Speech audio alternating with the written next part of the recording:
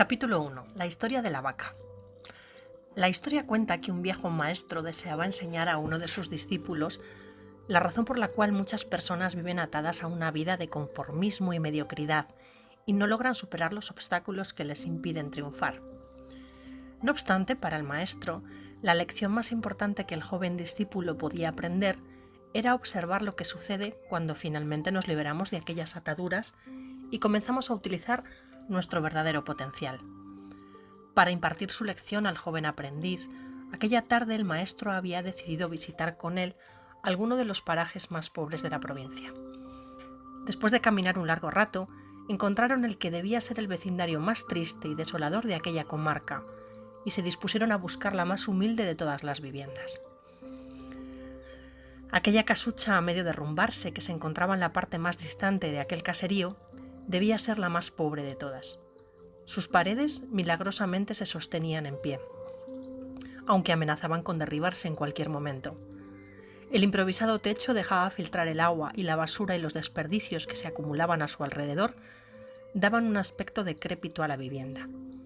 Sin embargo, lo más sorprendente de todo era que aquella casucha de 10 metros cuadrados pudiesen vivir 8 personas. El padre, la madre, 4 hijos y 2 abuelos se las arreglaban para acomodarse en aquel lugar. Sus viejas vestiduras y sus cuerpos sucios y malolientes eran prueba del estado de profunda miseria que reinaba allí.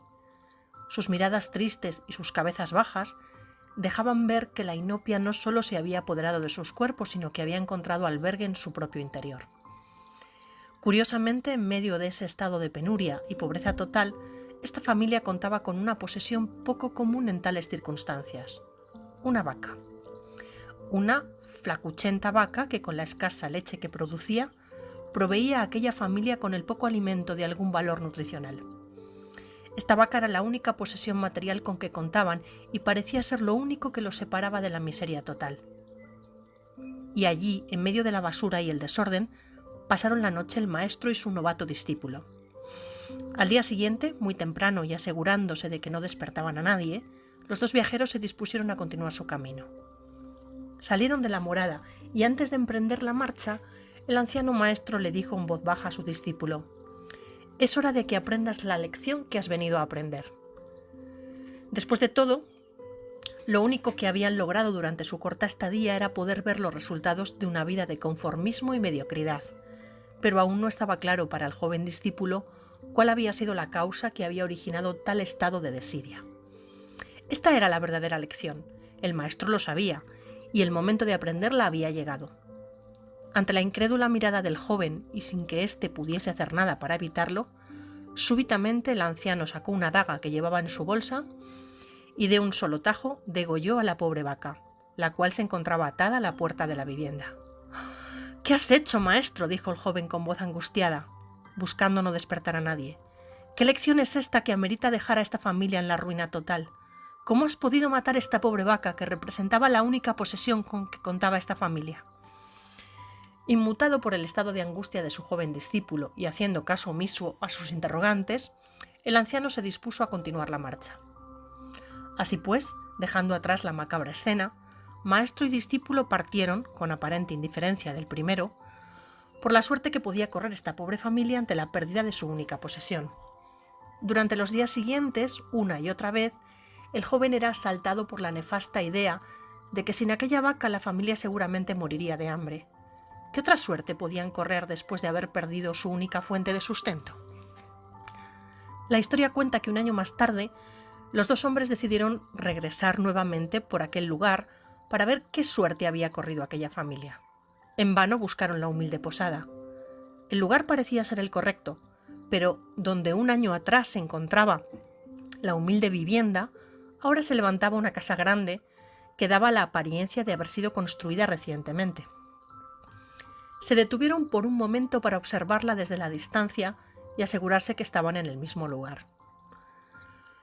Lo primero que pasó por la mente del joven fue el nefasto presentimiento de que seguramente la muerte de la vaca había sido un golpe tan fuerte para aquella pobre familia que probablemente se habrían visto obligados a abandonar aquel lugar y ahora una nueva familia con mayores posesiones se había adueñado de él y habían construido una mejor vivienda.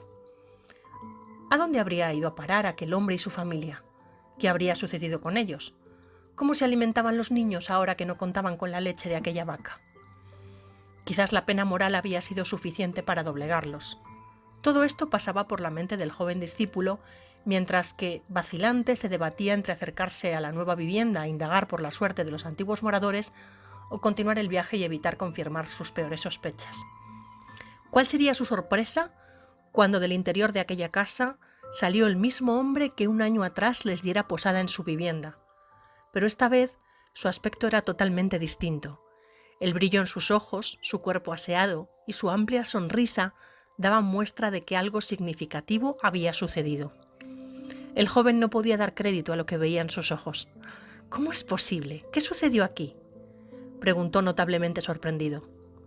Hace un año, en nuestro breve paso por este lugar, fuimos testigos de la inmensa pobreza en que ustedes se encontraban.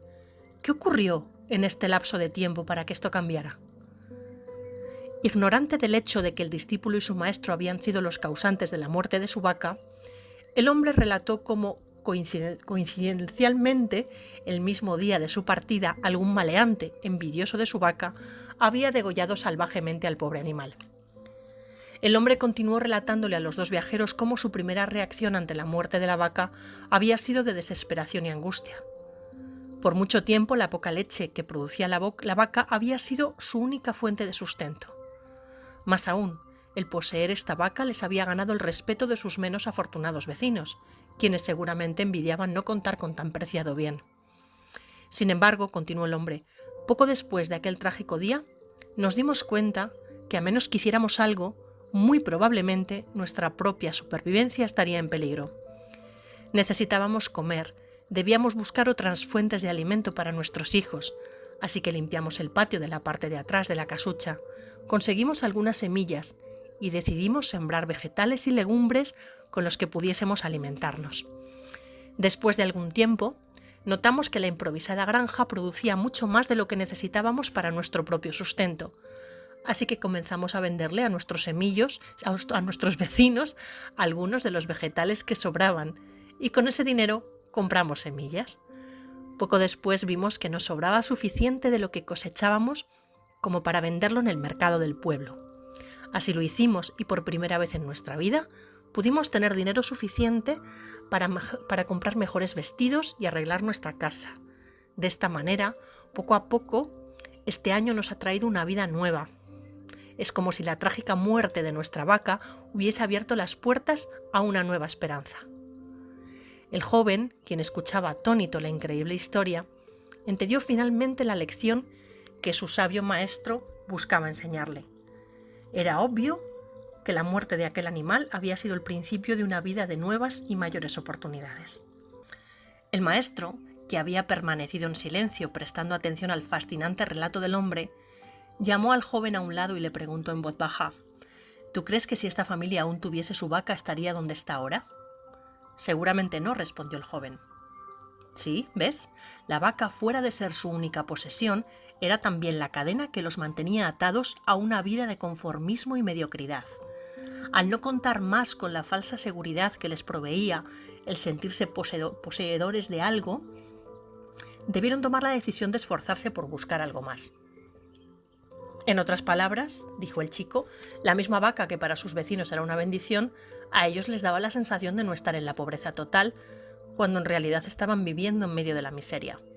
Exacto, respondió el maestro. Así es cuando tienes poco, porque lo poco que tienes se convierte en una cadena que no te permite buscar algo mejor. El conformismo se apodera de tu vida. Sabes que no eres feliz con lo que tienes, pero no eres totalmente miserable.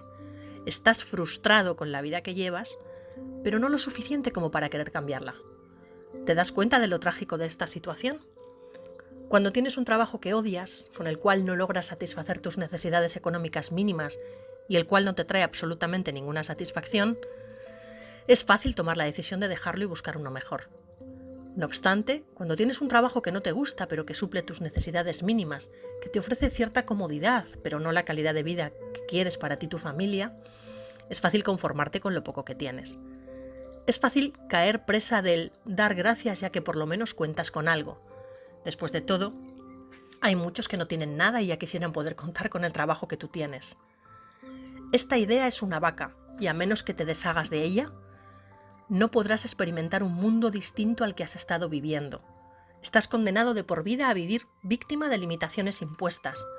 Es como si hubieses decidido vendar tus ojos y conformarte con tu suerte. Todos tenemos vacas en nuestra vida. Llevamos a cuestas creencias, excusas y justificaciones que nos mantienen atados a una vida de mediocridad. Poseemos vacas que no nos dejan buscar mejores oportunidades. Cargamos con pretextos y disculpas de por qué no estamos viviendo la vida que en realidad queremos vivir.